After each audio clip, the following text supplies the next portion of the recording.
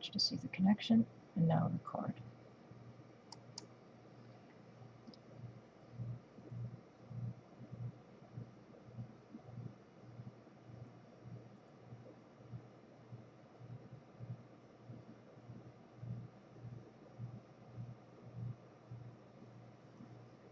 Wow, it's not coming up yet.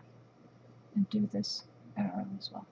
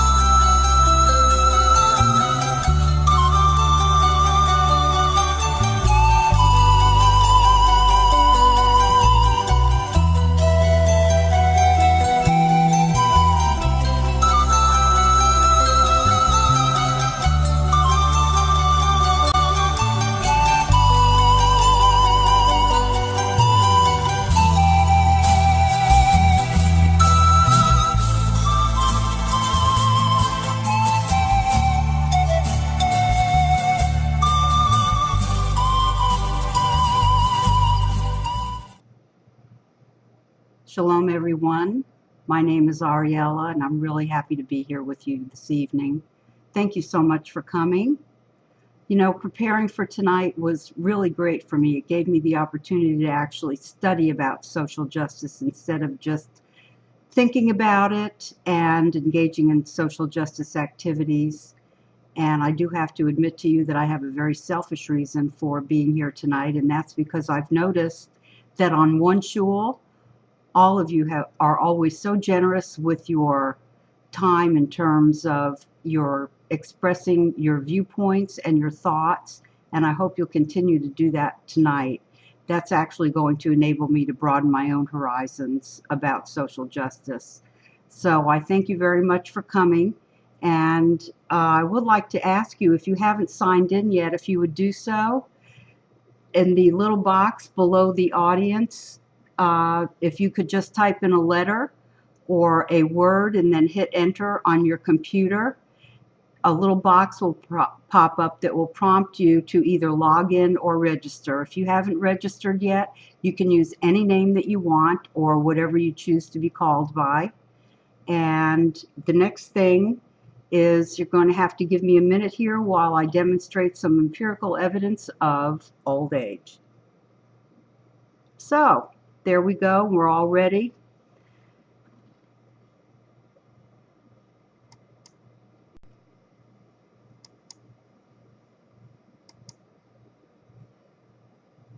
One thing I did want to say is that there is considerable variation among the translations in the Bible, and I'm sure you've noticed that. So the citations tonight are all going to come from the Jewish Study Bible that's translated by the Jewish Publication Society, printed by Oxford Press. The Talmudic references are from the Talmud Bavli, the Sonsino translation. And the last thing that I'd like to tell you is that, as you know, semantics, syntax, and the context of the Bible verses are critical to the interpretation. And I did find that when I found a verse that I thought was absolutely perfect for what I was trying to describe, that if I looked at all those and looked at the notes and looked at the Talmud, if it was in the Torah portion, that in fact many times it did not fit. So when we get to the part toward the middle and the end where we're looking at Bible verses, if you have any comments about them, think you have something better, which is quite likely, or you don't think that something particularly fits, or you have another interpretation, I'd certainly appreciate you typing it into the chat.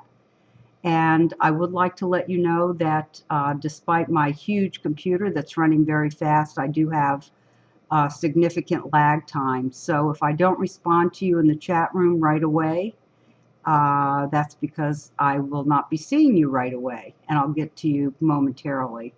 But again, I appreciate you coming tonight. Thank you so much. What you're looking at now is generally what we're going to be looking at tonight. As you can see, at the top we have Tikkun Olam, and in the regular world, we talk about this as repairing the world, and often people step, I think, a little over the line and say that this is the purpose of Judaism, to repair or perfect the world. And in fact, this is what Jews strive for. Tikkun Olam is not mentioned in the Torah. It is mentioned in the Talmud. And the rabbis, when they're talking about it in the Talmud, what they're actually talking about is for the sake of order in the world or in the interest of public policy. In essence, they're looking at social policy legislation to protect the disadvantaged. And before we go any farther, you can see that there are 3 Hebrew words up here: Tikkun Olam, Tzedakah, and Chesed. And when we get to those, I'm going to be talking about the more common meaning among we ordinary Jews, if you will. But they do hold a very particular and special meaning within Kabbalah, which I am not sufficiently well schooled to be able to discuss with you at this point. And I would love to see someone volunteer to tackle these concepts from that perspective. So we've looked at Tikkun Olam, and underneath that you see social justice. Believe it or not, some people actually use the terms synonymously. The word itself, social justice, although it's been operative since biblical times, it wasn't until the mid-1800s that a Jesuit priest named Taparelli coined the word social justice. When people write about the history of social justice, typically they'll cite the Greeks, the Romans, the Christians, rarely mentioning Jews, and some even start with the Elizabethan poor laws, which didn't come into existence until the 1600s. So basically, we're now down to looking at tzedakah and chesed, both of which are the main social concepts in the Tanakh and the Talmud. And those are the most important ones with respect to social justice as far as I'm concerned. Tzedakah basically means charity. We'll see in a little while why that the meaning of charity as we typically think of it is not how it's interpreted in Judaism. It is interpreted as justice and righteousness. And chesed, which I'm sure you're probably familiar with, is acts of loving kindness.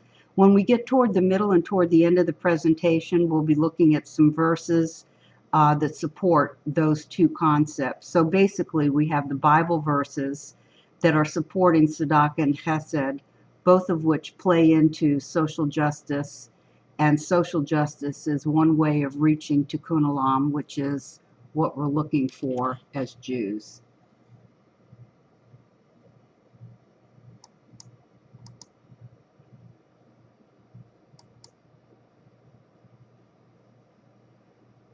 Now, social justice is used by all these groups that you see, labor unions, universities, public charities, etc. And we Jews cannot lay exclusive claim to social justice here, or in any case. If you look at the mission statement of any of these organizations, you'll likely see a direct or an indirect reference to social justice.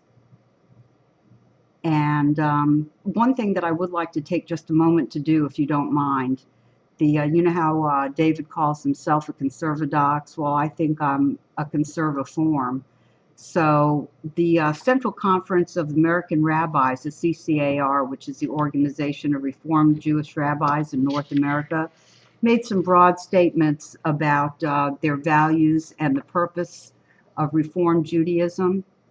And they were founded in 1889, but even prior to founding, they started working on these statements, if you will, starting in 1885. Then in 1937, they had the Columbus Platform, and in 1999, they had what they call the New Pittsburgh Platform. And I'm going to just read a bit here because you'll be hearing these terms, and it will be very familiar by the time of the end of the presentation tonight.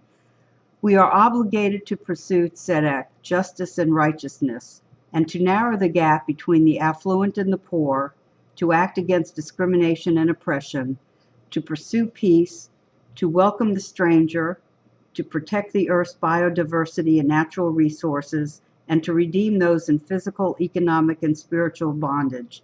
In so doing, we reaffirm social action and social justice as a central prophetic focus of traditional Reformed Jewish belief and practice. A lot of what I just read to you, you'll be hearing over and over in different formats this evening.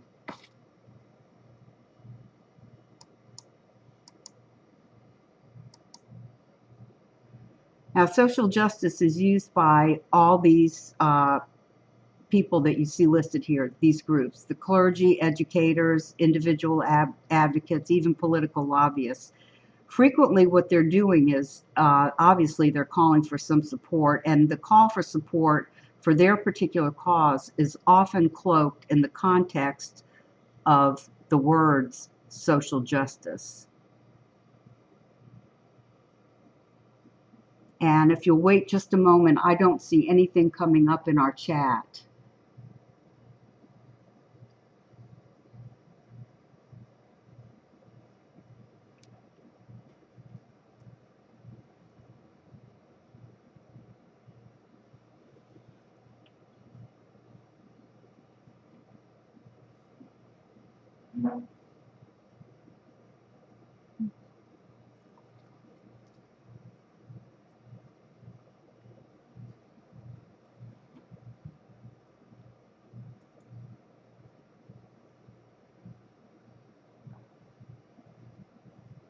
Okay, we do have some people here, but nothing is showing up in my chat yet.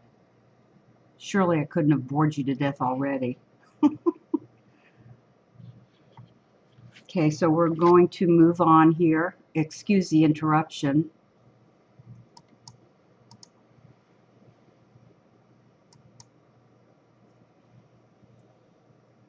There were so many definitions of social justice, I really feel that I would be doing you a disservice if I was presumptuous and just offered you one. So I did review 43 definitions, and these seem to be the most common themes.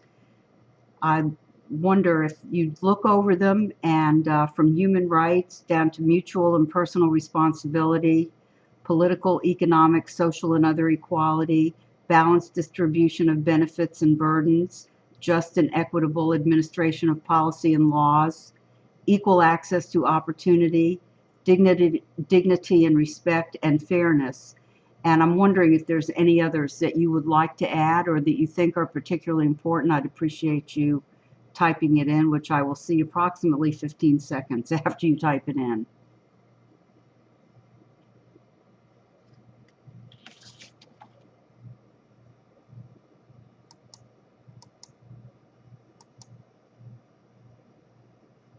Now, obviously, these categories, the social justice, what I'm calling social justice action categories, are not mutually exclusive, and the latter three can actually be viewed as advocacy. So whatever you do in the latter three speaks to, in fact, what you are advocating. These can be performed by individuals, groups, and institutions.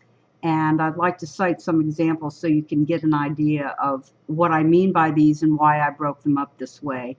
For advocacy, I was thinking in terms of signing a petition, letter to your congressperson, boycotting, maybe carrying a sign in a protest. For volunteerism, we're looking at things, in my view, as working in a food bank. If you're a healthcare person, you might want to work in a free clinic. If you're a lawyer, you could provide legal services to the poor. And anyone, of course, can work in one of my favorite places, which is an animal rescue shelter. Now, I got a little stumped for financial support, so if anybody can think of anything. See how. Yes, it is coming through, and thank you so much. I really appreciate that.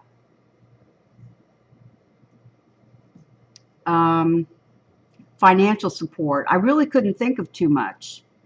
Monetary donations via direct giving, and that includes things like, well, you know what that means. You either send something in, or you make a phone call and make a donation, you write a check, etc., etc. And also something like setting up an endowment fund for poor students. If anybody can think of anything else for financial support, I would greatly appreciate it. Just stick it up in the room.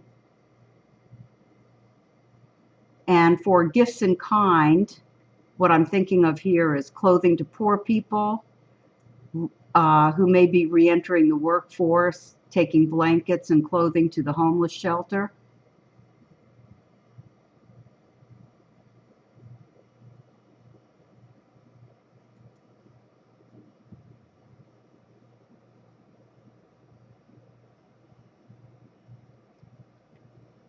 And we're still having a little bit of a problem with the chat, so if you'll wait just a minute, please.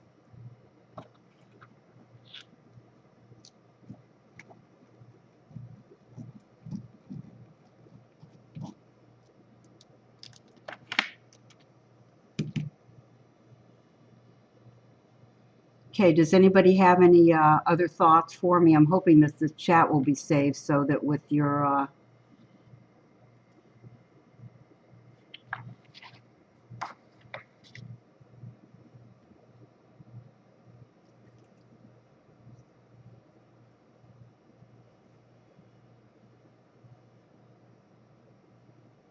hang on just a moment, please.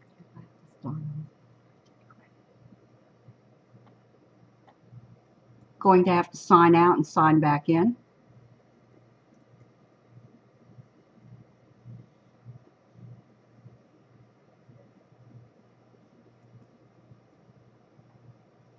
Okay, could somebody type something into the chat room for me? I'd really appreciate it again. Thank you.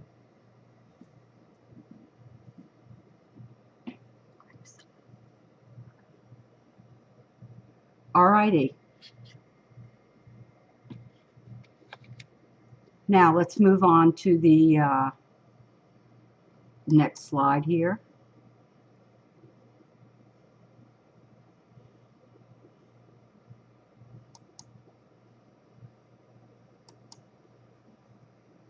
You're probably wondering why I stuck this up here. And if you'll look at it, we are talking about 56% of this recent Pew Research study, Portrait of Jewish Americans, that was recently conducted this past year. 56% said that being Jewish means working for social justice and equality. 94% said they're proud to be Jewish, and 75% said they have a strong sense of belonging to the Jewish people. Now, this seems to augur very well for our Jewish future, and I was really pleased because one of the classes that I took at Darshan Yeshiva asked their usual pointed, wonderful questions.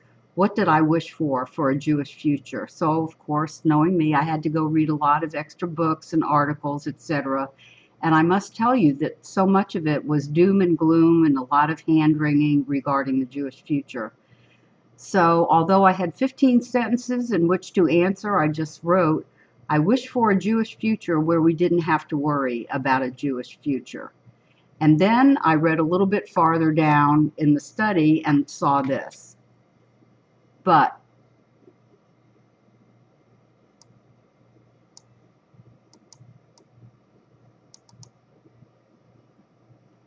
only 20% were involved in Jewish life after their bar, bat mitzvah, and only two-thirds of Jews don't belong to a synagogue. One conclusion that was reached by a group of 130 leaders of 37 Jewish social justice organizations at a roundtable last November was that actively offering social justice opportunities may be a way to engage more Jews and simultaneously impact the social justice issues of our time.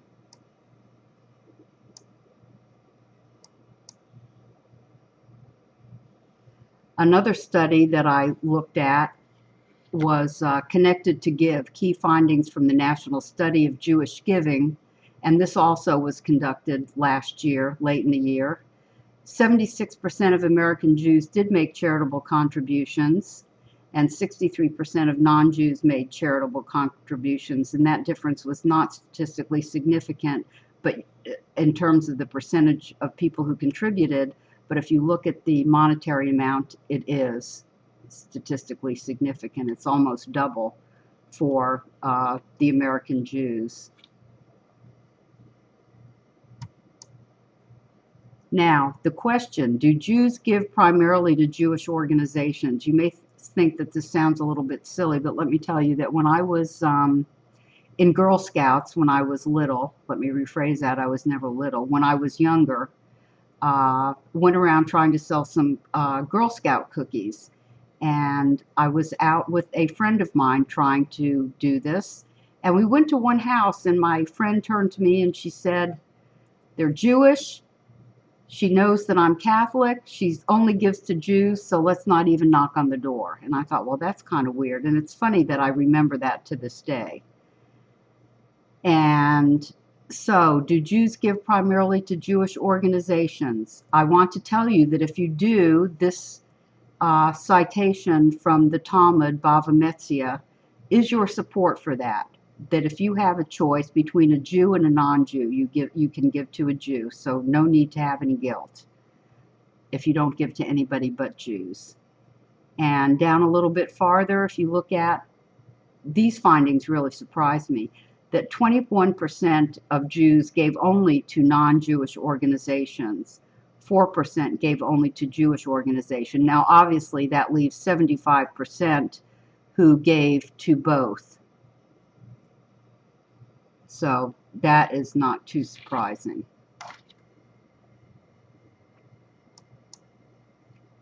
Now, here we get into tzedakah and chesed. Both are social related duties and obligations. Tzedakah, as we talked about in the beginning, refers to justice, righteousness, and fairness. Chesed refers to loving kindness, mercy, and compassion. And I'll go ahead and let you read what's underneath here, but I want to tell you that Maimonides, in his profound 3-volume treatise in the form of a letter to one of his students, chose to cite Jeremiah in the last part of his work, Guide of the Perplexed, where he's talking about exercising mercy, justice, and righteousness, and indicating that that is the way we should act and that should form our model of conduct. So I think that's directly applicable to what we're talking about tonight.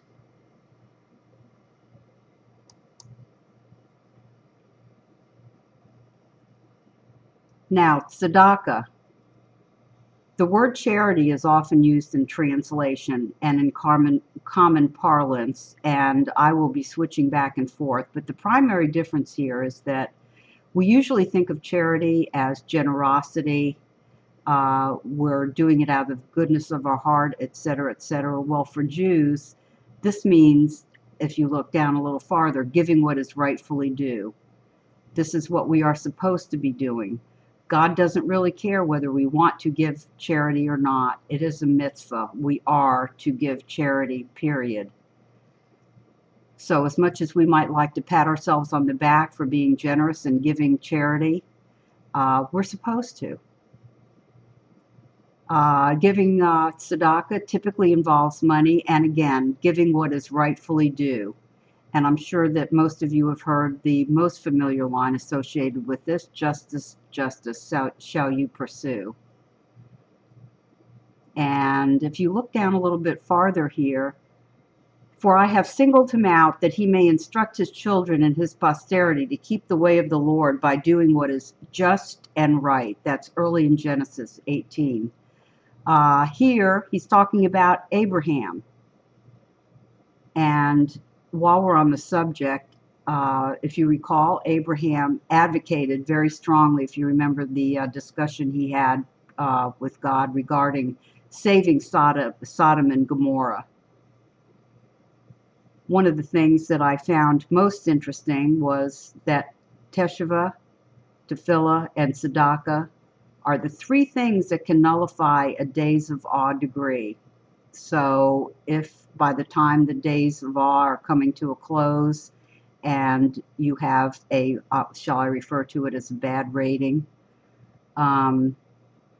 you can engage in these 3 activities and perhaps lessen them. Now, going down to tithing, I'm not going to go into detail here, but I will tell you that the laws are detailed in Leviticus, Numbers, and Deuteronomy. And they're very complex, and I must tell you that my eyes kind of glaze over when I read these. But basically, for me, the most important things to come out of this is that the first tithe goes to the landless Levites. If you remember, of the tribes, the Levites were the priestly, scholarly class, the ones who did not have any land. So they got to get money from all the other tribes who did have a way of producing money and food, etc., etc. They didn't produce money, sorry. Coinage didn't come into effect until about 700 BCE. In the 3rd and the 6th year, there's what's called the second tithe. That is the one that part of it went to the poor, or purportedly was supposed to go to the poor. And in the 7th year, the produce from the land was available to everybody. Now, tithing, as you know, typically refers to about 10%, and there's a lot of discussion about what that 10% involves. Is it before or after taxes, et cetera, et cetera. The consensus pretty much seems to be that it's after taxes. And when I was reading about this, I finally found the citation for it, but they said you can give 10%, but you're never supposed to give more than 20%. That in itself is in question and debatable, but the reason that apparently that had been said is you can give as much as you want to give, but you can never give so much that you put your own well-being in jeopardy. In other words, you are not to become dependent on other people just because you gave too much.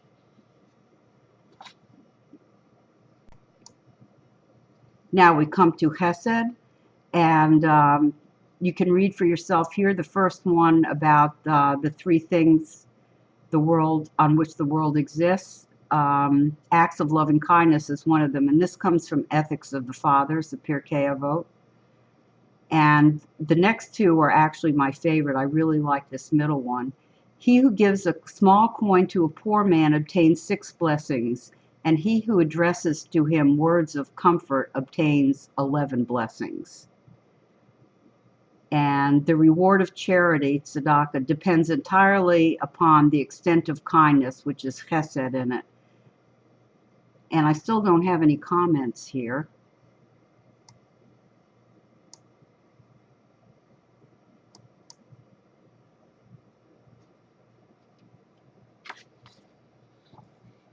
Now, the Talmud addresses both tzedakah and hesed. And on the one hand, tzedakah is said to be as important as all the other commandments together, and that's in Bava Batra. On the other hand, in another tractate, however, hesed is said to be greater than tzedakah in 3 ways. You can use money or yourself, you can give both to the rich and the poor, and you can give to both the living and the dead. And there are some specific examples of what they mean by hesed in the Bible, and that is to provide hospitality, visit and comfort the sick, provide clothing when in need, attend to the dead, which means going to their funeral, perhaps digging the grave, and to comfort mourners. I've read a very interesting discussion about whether or not this mitzvah is of biblical or rabbinic origin, which apparently doesn't make too much difference. Now, these are groups that are addressed in the Tanakh and Talmud, and if I had it to do over again, I would have reordered them. Although I didn't do any kind of account, I got the sense that poor and needy would be first, strangers would be second, and orphans and widows are typically mentioned together. It's orphans and widows, etc. So you'll notice that that's what we'll be addressing from this point. Now, as we start looking at some of the Bible verses here, if you have any comments you think they're relevant or irrelevant to what we're discussing, please let me know. But these 2 verses that we'll look at first, very briefly, address both of the concepts of tzedakah and hesed, and they address multiple groups. Learn to do good, devote yourself to justice, aid the wronged, uphold the rights of the orphan, defend the cause of the widow. And then execute true justice, deal loyally and compassionately with one another, do not defraud the widow, the orphan, the stranger, and the poor, and do not plot evil against one another.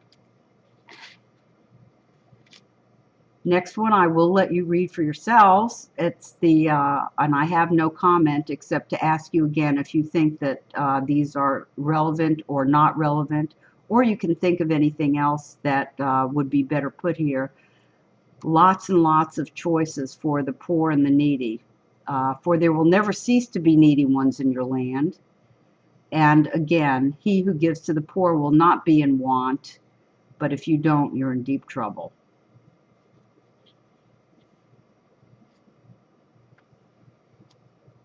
And moving on to the hungry.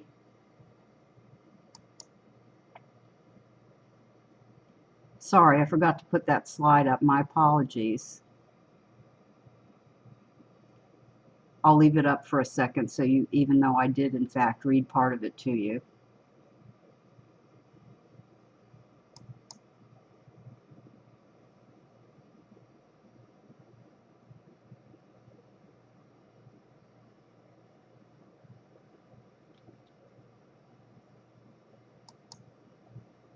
Okay, moving on to the hungry.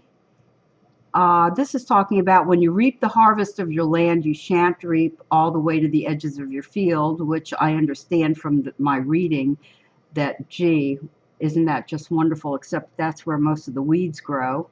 Or gather the gleanings of your harvest, you shall leave them for the poor and the stranger. Now, this to me immediately brought to mind Ruth, who was scavenging for food in the field of Boaz. We do have something called the Gleaner Laws, and they're specifically addressed as being for the stranger, the fatherless, and the widow. And again, this is kind of where my eyes glaze over. Basically, what they're saying here is that after one pass through your field, everything that you didn't get has to be left in the field. If you forget a sheaf of whatever, you have to leave it there. You're only allowed to beat an olive tree once. You can gather grapes only once, and you're not supposed to gather them all. And any late ripening fruit is left for the poor to pick. Wouldn't you just love to have people coming in all over your land and helping themselves? Another interesting thing about this is that the poor have to gather them themselves. The landowner apparently is not supposed to be helping gather any of the gleanings for any of the poor or the needy or the hungry.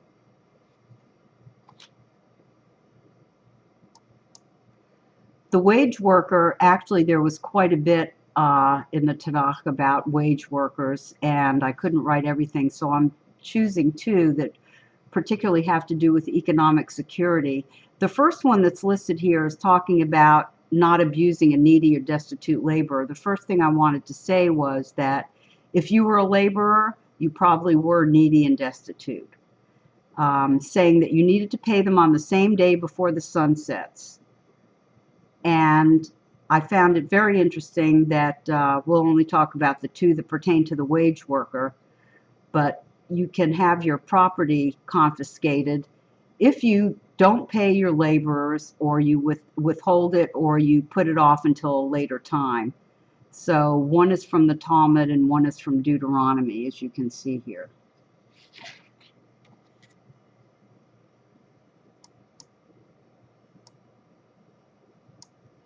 Strangers.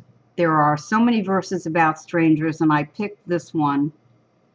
And this last phrase, "for you were strangers in the land of Egypt," appears multiple times in the Tanakh. And I think that you would be very surprised to see that. This, to me, has a lot to do with immigration. What do you think?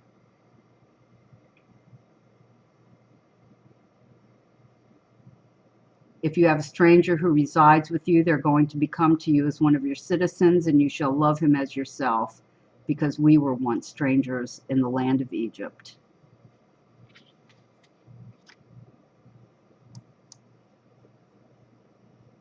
Equality. The first one, "Did not he who made me in my mother's belly make him? Did not one form us both in the womb?" Now this is from Job, and I had to read a bit to figure out whether or not this was applicable. In his usual whining, he's talking about his servants, whether they be man or maid, and what he was whining about was apparently his servants were being treated well by not only him but by God, and he expected God to treat him as fairly as them because they were all made by God.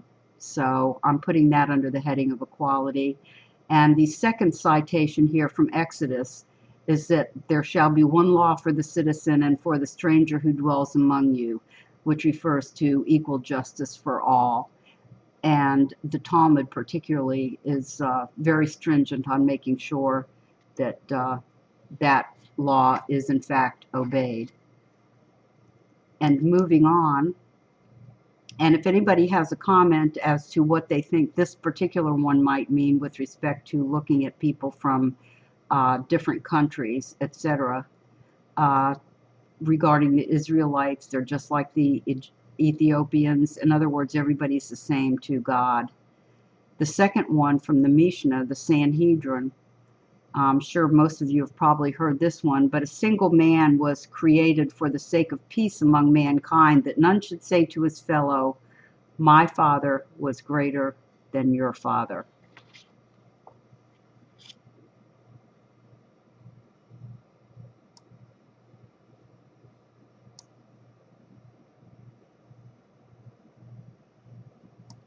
So we can talk a little bit about Maimonides' 8 Degrees of Charity. I was going to do this next week because I think that we could probably have a lot of discussion, except if you're discussing with me, I can't see it. I see absolutely nothing coming through in the chat room. So the 8 Degrees of Charity, if you see, we're going from the greatest level is talking about giving someone a loan or making a partner. In other words, the gist is that you want them to finally be able to stand up by themselves, to not become dependent, and not by just giving them a handout, but by actually giving them help in some other way. The second one is who gives tzedakah to the poor, but you don't know who you give it to, and the recipient, the person you're giving it to, doesn't know who you are. And the third one is the person, you know who you're giving it to, but the recipient doesn't know who you are. The fourth one is one who doesn't know who he's giving it to, but the poor person knows who it is. The fifth is, below this one, is one who gives to the person before they're asked for any money or tzedakah of any kind. Below this is one who gives to the poor person after being asked. Below that is the one who gives to the poor gladly and with a smile. And below that is the one who gives to the poor person unwillingly.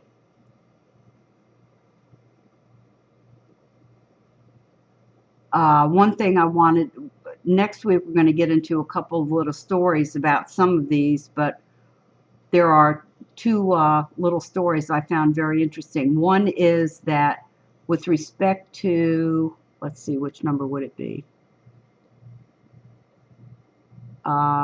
Number 3, below this is one who knows to whom he gives, but the recipient does not know the benefactor. There was an Israelite who every day when he passed a poor person's home would throw coins through the doorway. And he did this every single day. And one day he was late and he was going through with his wife. And what happened at that point was that the recipient, in other words, the poor person who lived in the house, decided that he who's doing all these wonderful things for me? So he ran outside. And the person who was throwing the coins through the door ran away as fast as he could. And they apparently had some open pits that had fires in them, and this one had been recently swept, and he went to hide in this like little fire cave and burned his feet. And I can't remember the exact saying because, as I said, we were going to discuss this next week, but that it's better to you to burn your feet than to humiliate your neighbor. And one of the other things is that there were a rabbi or two or a sage who, when they were walking down the street, in order to avoid humiliating the poor, they dropped coins behind them, and the poor person would come and pick them up, which I found extremely interesting.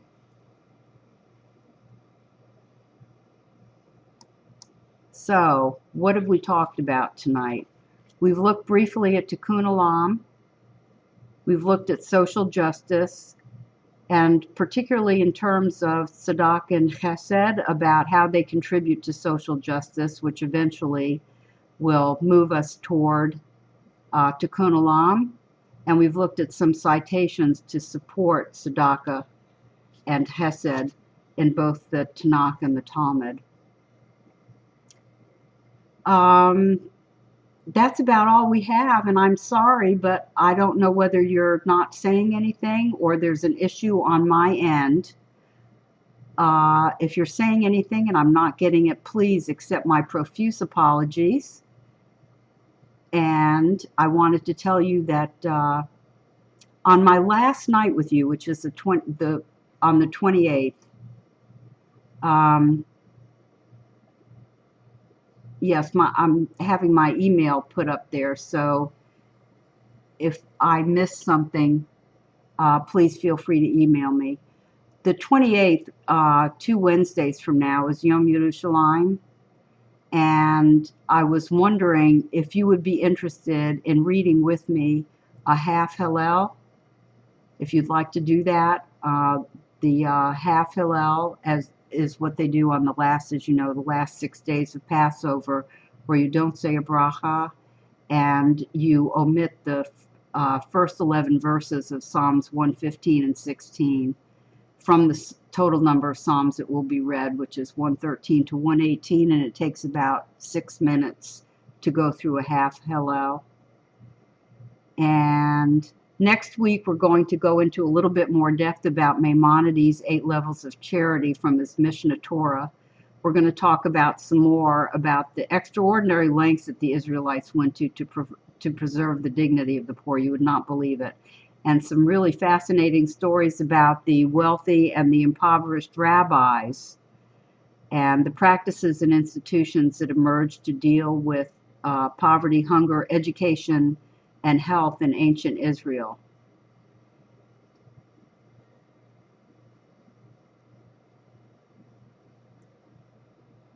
Thank you, Claudia, for your comment.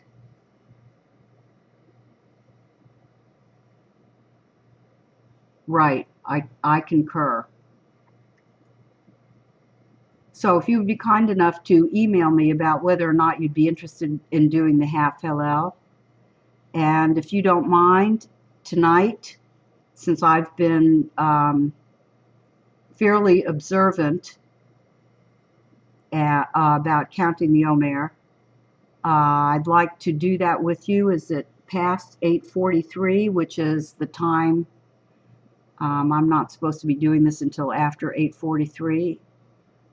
If you don't mind, I'm going to say the blessing and then do the count. Baruch atah Adonai Eloheinu melech haolam asher kidshanu b'mitzvoto v'tzivanu al seferat ha'omer.